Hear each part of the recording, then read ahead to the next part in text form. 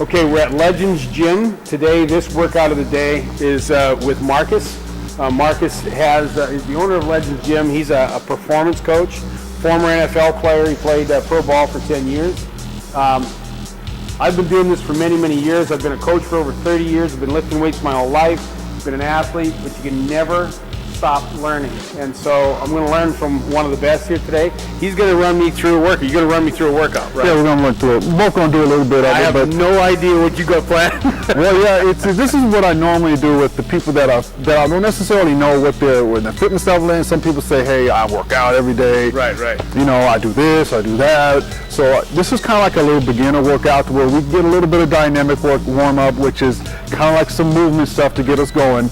We're going to do a little bit of activation, and then we're going to get into the workout. Cool. With track athletes, football athletes, basketball athletes, it's like mandatory. It's one of these things where now stretching is no longer a thing that they make a point to do because they find out stretching is actually ineffective. What you want to do is you want to actually warm the muscles up, get the blood flowing first, and then get to our workouts. So what we're going to do now is we're going to do it's a little dynamic workout, so it's a combination of a little bit of upper body, a little bit of mobility, and a little bit of plank stuff. You're going to grab the knee and test our balance. We're going to pull it and going to raise up on the toe, and then we're going to switch legs. So we're going to grab the knee, pull up, just like this. It's like a walking knee pull.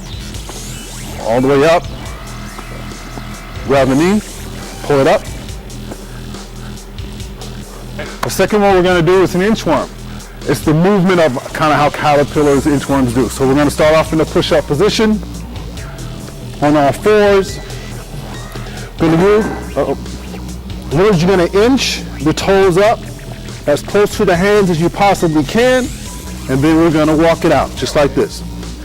Just like a worm. Inch it up, walk it all the way out. It's nice and flat. Inch it all the way up. And what this does is actually activates all the muscles all at the same time.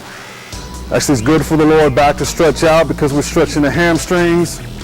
We're in a nice push-up position, which kind of activates our chest, our shoulders, our triceps, all that good stuff. It's a lot harder than it looks. Yes, it is.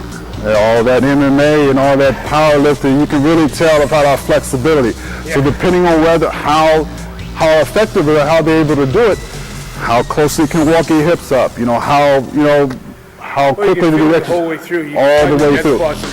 Absolutely. So, even that way, you can truly tell where our fitness level is and where we need to do the most work. All right. Last one, the dynamic warm-up that we have. It's I call it a lunge reach. So what happens is we're going to lunge right here. We're going to put both hands to the inside of the knee. We're going to keep one hand on the ground. We're going to reach as far as we can. Replace that hand. We're going to reach just like this, and we're going to stand up. Slide those hips forward. We don't want to leave that butt up in the air. We want to slide those hips forward just like this. We're going to put both hands on the ground. We're going to reach up as far as we can. Get up this way as far as we can. Stand all the way up. Slide those hips forward. There we go.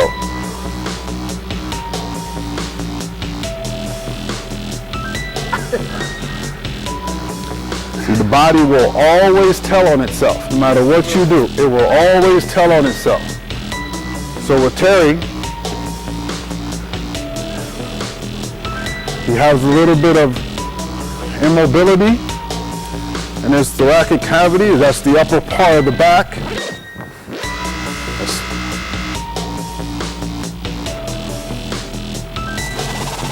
Especially on that side right there.